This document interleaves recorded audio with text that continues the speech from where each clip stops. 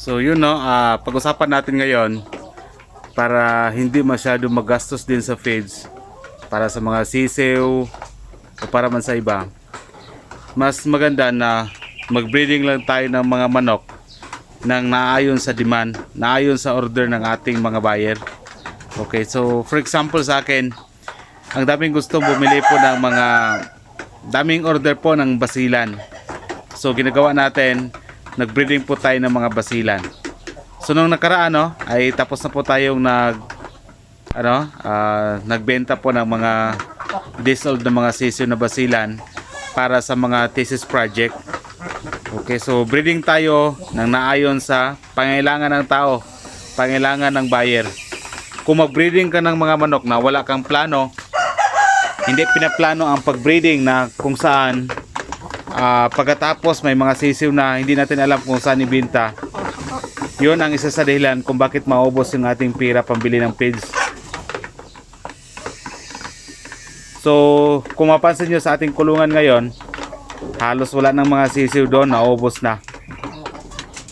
Kasi nga nagdepende tayo sa demand ngayon dito sa ating lugar, kung ano po yung kailangan ng mga tao.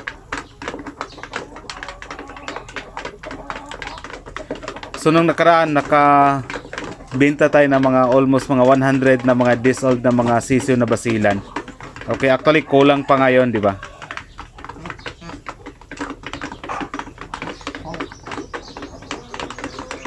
Kasi may nakita tayo sa iba na sa mga feeds na iba, nahirapan sila magbenta ng kanilang mga native na mga manok, mga upgraded na mga native na manok. Yun ang dahilan, no? Magastos ang sisiw, actually pakainin mo ng ilang buwan. So mahirap kung hindi nakapagplano yung ating breeding. So mag-breeding lamang ng naayon po sa pangailangan po ng mga tao, ng mga buyer, para pag ma-hatch na sa ating incubator yung mga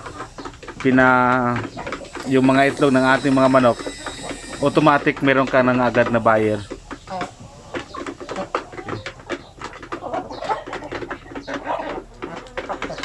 So halos lahat sa ating kulungan ngayon ay bakante. Kasi nga naubos agad, sisiw pa lang.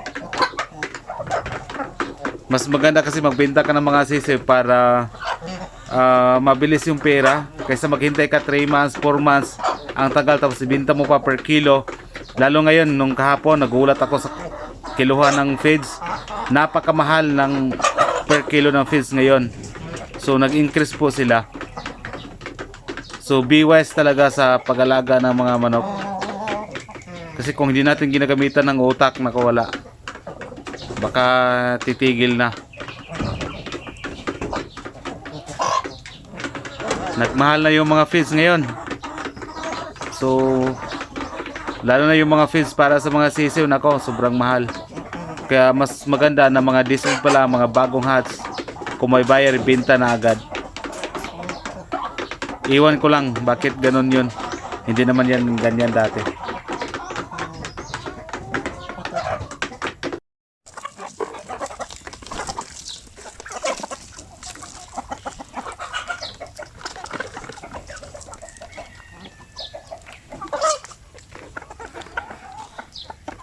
So yung iba naman dyan, tulad ganyan, hindi yan sila mga sampin. 3 months pa kasi, so hindi pa yan pwede, hindi pa yan mangitlog, kaya dito na lang. So pag edad nila ng mga 6 months, 7 months, pinupulat ko na yan dito at ilipat ko yan sa ating mga breeding pin natin. Okay. But yung nandito na nangingitlog, mostly dito mga sampin yan. So ang daming order natin, basilan man o mapasampin, daming gustong bumili.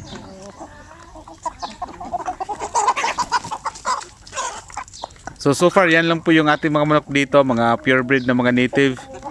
Okay, kasi ang hinahabol ko dito, every time na mayroong mag-thesis kasi, yun ang inano ko, kasi marami silang gusto na bilhin.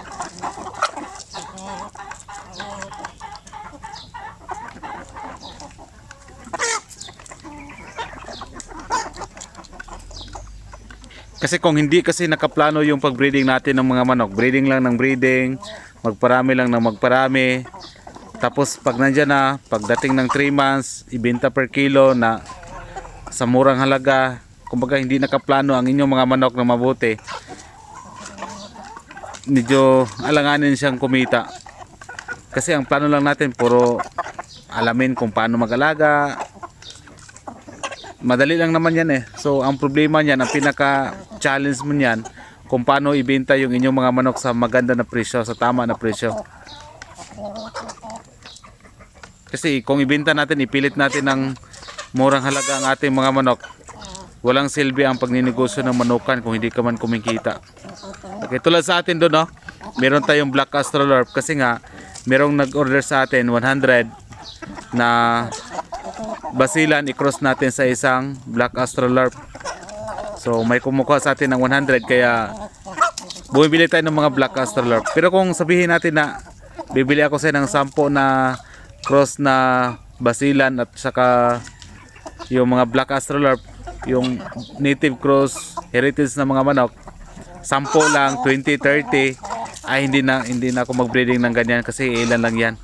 Kung bibili ka ng mga heritage na manok na i-cross sa inyong native, napakamahal.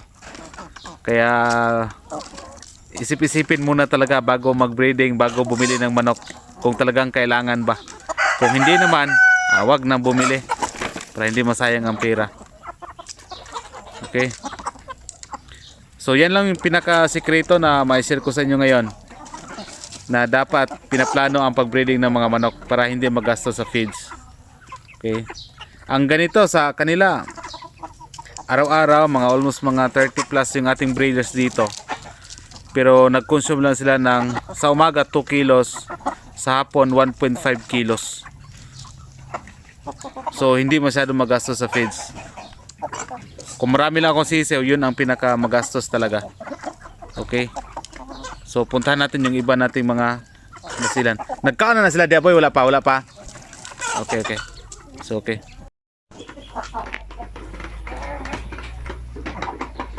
So sa mga nagtatanong, no, kung paano natin ibenta yung nakaraan sa mga 100 na mga sisew na yon, meron kasi tayong chiller na ginagamit para kahit umabot siya ng 21 days sa pag-imbak ng mga fertile eggs, ma-maintain pa rin yung pagka-fertile ng mga itlog ng ating mga manok.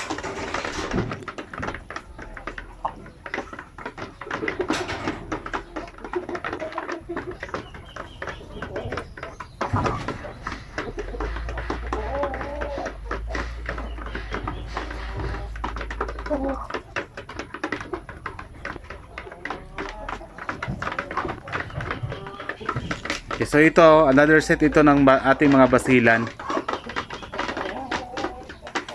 So ganoon na po talaga kumakain yung ating mga basilan. Sobrang lakas silang kumain. Yan, kanina may Madre de Agua pa tayong pinapakain sa kanila.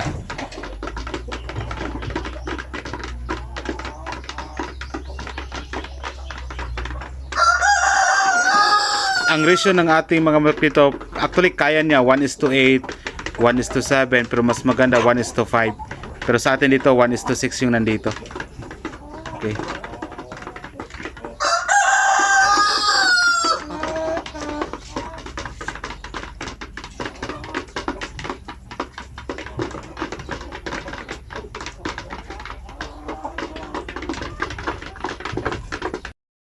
So ito ang ating mga Black Astrolorp na mga roosters. Hindi pa natin sila nagamit dahil after thesis pa pwedeng gamitin natin ito sila. Kasi yun nga, no, meron nag-order sa atin ng 100 na mga sisew na cross sa basilan at saka ganito mga manok. Okay.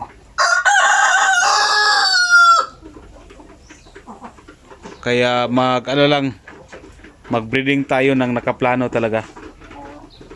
So ito yung pruweba sa ating kulungan. So dito iilan lang yan, mga sisiw na sampin. Pero sa kabila dito wala nang laman, dito wala na. So dito, lalo dito wala nang laman.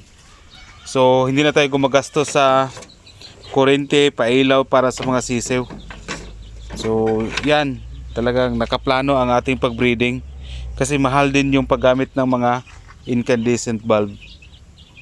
So yan lang for today yung ating tips natin, no, base po sa ating mga personal experience sa pag-alaga ng mga manok. Okay, so yan ang ating manukan. Yan, dito yung naka-free range yung mga manok. Yan, pag meron tayong gusto na ipalabas na ibang lahi ng mga manok, nandito yung ating mga breeding pen, yung mga naglilimlim, dyan natin nilalagay. Kasi ang mga native, kahit wala mga itlog, naglilimlim po yan sila. Okay, so yan.